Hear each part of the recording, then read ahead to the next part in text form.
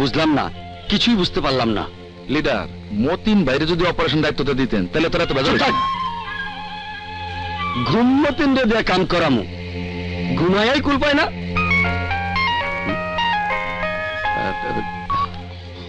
কি কইলি? নেতার কপালে শটগানের গুলি লাগে নাই, লাগছে কাটা রাইফেলের গুলি। তার মানে নেতারে মারুক গুলি করে নাই, অন্য কেউ গুলি করছে। আচ্ছা ঠিক আছে, আমি খবর নিতেছি। কি হয়েছে ভাই? নেতার গায়ে যে গুলি লাগছে সেইগুলি মারুক করে নাই, অন্য কেউ করছে। তোমার ফোনে খবরটা যে দিছে সে ঠিক খবরই দিছে, গুলি মারুফ করে নাই, গুলি করছে অন্য কেউ। সেই অন্য কেউটা কে জানো ভাই? জানো না, ওই সেই অন্য কেউটা স্বয়ং আমি, তোমার এই ঘুমমতি। কি কইলি?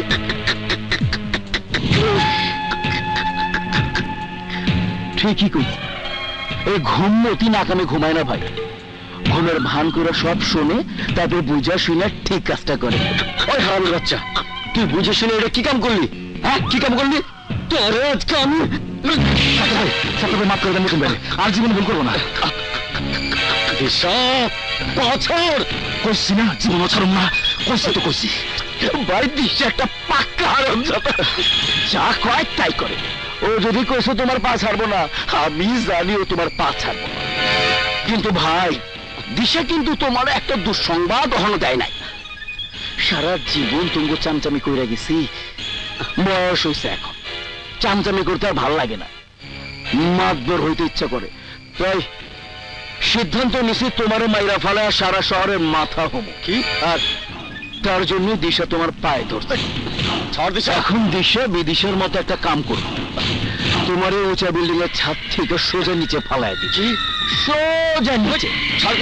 উপর থেকে যখন পড়বা, জানো ভাই, নিচে পড়ার আগ পর্যন্ত কোনো কষ্ট পাইবা না, নিচে পড়ার পর কষ্ট পাইবা। কত ওজন এবার তোমার? 60-65 কেজি। এত ওজনের একটা জিনিস নিচে ফালাইয়া দিলে ওই দিশা ফালাইয়া দে।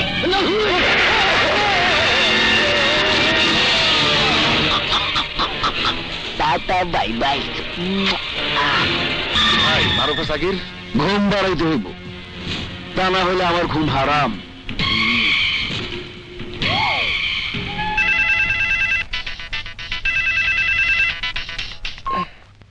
মতিন বল।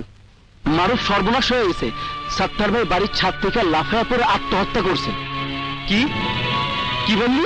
হ মারুফ, নেতা মার্ডারের কারণে ডিবি র্যাব সবাই পাগলের মতো খুঁড়ে খুঁজতেছে। এই ভয়ে মনে হয় সাত্তার ভাই, বুঝিস না, উপরে উপরে সাত্তার ভাইয়ের সাহসী ভাবা ছিল, ভিতরে ভিতরে তো ভিতর ডিম। জাগা, তোরা সাবধানে থাকিস, পুলিশ কিন্তু পাগল হয়ে গেছে। তোরা কই? কমলাপুর স্টেশনে। চিটাগাং যাব, সাগির আমার সাথে নেই, কোথায় জানি না। ঠিক আছে ঠিক আছে, চিরগঞ্জ পৌঁছে একটা ফোন দিস। আচ্ছা রাখি।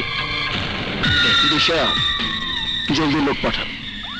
মারুফ কমলাপুর স্টেশন থেকে ট্রেনে চিটাগাং যাইব, সামনের যে কোনো স্টেশনের সুবিধা মতো।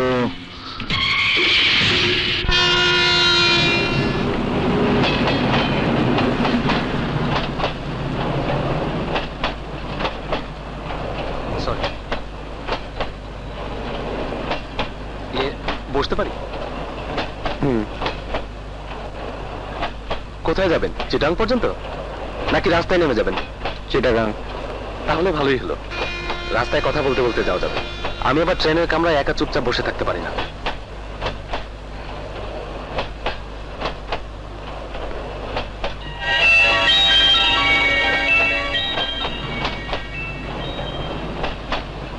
আপনার নামটা? মারুফ, কাজী মারুফ। আমি রায়হান কবির সবুজ। ভাবছেন আমি বিজ্ঞপ্তি দেখে নাম বানিয়ে বলছি? না না, আসলে তা না। সত্যি কথা হচ্ছে যে ওই বিজ্ঞপ্তির ছেলেটি আমি। কি বিশ্বাস হচ্ছে না? এক মিনিট, এই দেখুন আমার ছোটবেলার ছবি।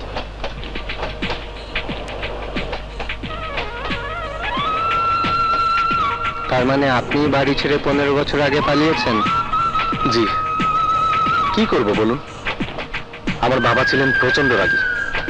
ছেলে মেয়েদের পড়াশোনা ছাড়া আর কিছুই বুঝতে চাইতেন না তিনি। আমি তার একমাত্র সন্তান হওয়া সত্ত্বেও পড়াশোনা একটু 19-20 হলেই চলতো বেতের বাড়ি। তাই ক্লাস 5-এর ফাইনাল পরীক্ষায় ফেল করে আর বাড়ি ফিরতে সাহস হলো না। সোজা চিটাং শহরে এসে ট্রেনে চড়ে ঢাকায়।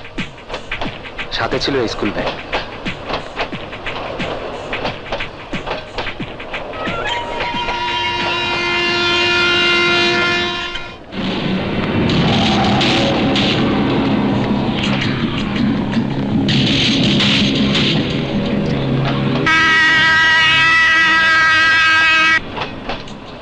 কিন্তু সে তো 15 বছর আগে। এই বিজ্ঞপ্তি তো বেশি দিন হয়নি। জানি, আমার বাবা 15টা বছর নিরন্তর ভাবে আমাকে খুঁজছে। বাসে, ট্রেনে, লঞ্চে, সব জায়গায় এই বিজ্ঞপ্তি আমাকে তাড়া করে ফিরছে। কিন্তু মনে আমার জেদ ছিল একটাই, দেশের সর্বোচ্চ শিক্ষা প্রতিষ্ঠান থেকে সর্বোচ্চ ডিগ্রি নিয়ে আমি আমার বাবার সামনে গিয়ে দাঁড়াবো। ময়মনসিংহের একজন ব্যবসায়ীর সাথে পরিচয় হয়েছিল কমলাপুর রেল স্টেশনে। তিনি আমাকে পড়াশোনার সমস্ত খরচ দিয়েছেন। তার কারণেই আজ আমি পড়াশোনা শেষ করতে পেরেছি। গতকাল আমার মাস্টার্সের সার্টিফিকেট পেয়েছি। এবছর অ্যাকাউন্টিং এ আমি ফার্স্ট ক্লাস ফার্স্ট হয়েছি। এই স্কুল ব্যাগে সেই সার্টিফিকেট নিয়ে আমি ফিরে যাচ্ছি আমার নিজের বাড়িতে। এতগুলো বছর বাবা মায়ের জন্য আপনার মন কাঁদেনি? ফোনে যোগাযোগ করলেও তো পারতেন। ইচ্ছে করেই করিনি। কথা বললে আমার মন নরম হয়ে যেত। হয়তো মাস্টার্সে এত ভালো রেজাল্ট করতে পারতাম না। আচ্ছা বলুন তো, এতগুলো বছর পর আমাকে দেখলে আমার মা কি করবে, বাবা কি বলবে? আমি জানি এতদিন পর ওরা আমাকে দেখলে ওরা খুশিতে আত্মহারা হয়ে যাবে। এতগুলো বছর বুকে পাথর বেঁধে ঢাকায় পড়েছিলাম, কিন্তু আজ আর মন মানছে না। ইচ্ছে হচ্ছে বাড়িতে উড়ে চলে যাই। জানেন, আমরা একান্নবর্তী পরিবার। বাবা, চাচা, মামা, মামি সবাই একসাথেই থাকতাম। আমার মামাতো বোন মাটি খুব দুষ্ট ছিল। দুষ্টুমি ছাড়া এক দণ্ড থাকতে পারে। সুযোগ পেলেই আমি ওর চুলের বেনি ধরে টেনে দিতাম, ওকে চিমটি কাটতাম। আর আমার চাচাতো বোন টিকলি, আমি যখন ঘর ছাড়ি তখন সে চাচির কোলে। আল্লাহ যে কেন মানুষের সাথে এমন করেন তা মাঝে মধ্যে বুঝতে পারি না। এই যেমন আমার কথাই ধরুন, রাস্তার ছেলে আমি, এই দুনিয়ায় আমার কেউ নেই। কতদিন কত রাত আপন একজন লোকের জন্য আল্লাহর কাছে আফসোস করেছি। আর আপনি সবাই থাকতেও আপনি সবার কাছ থেকে দূরে। জীবনটা আসলে একটা গোলক ধাঁধা, আর এই গোলক ধাঁধায় কে যে কখন কোথায় ছিটকে পড়ে কেউ জানে না। Excuse me.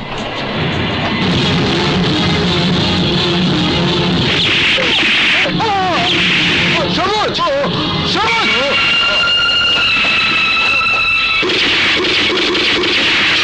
সবুজ, সবুজ, সবুজ ভাই, আমার একটা শেষ অনুরোধ রাখবে ভাই। আমার মাস্টার্সের সার্টিফিকেটটা যে করে হোক আমার বাবার কাছে পৌঁছে দেবে ভাই। কথা দাও ভাই, কথা দাও আমাকে।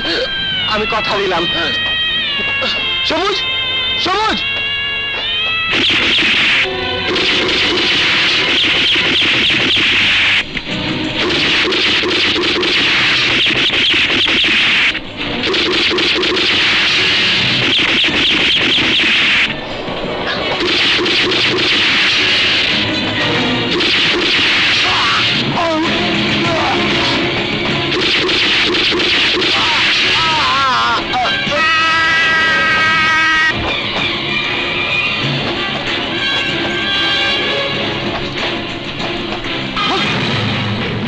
পুলিশ, পালা, পালা।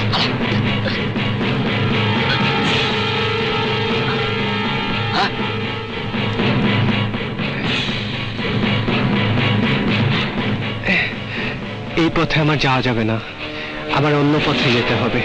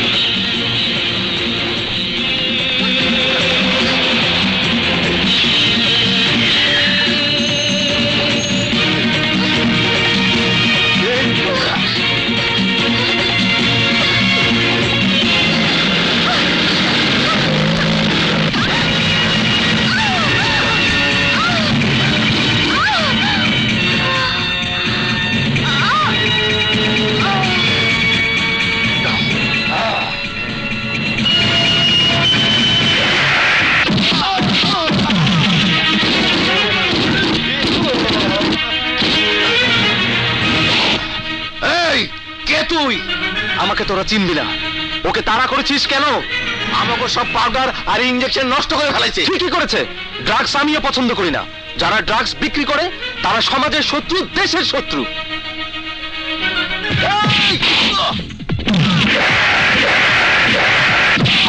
এই!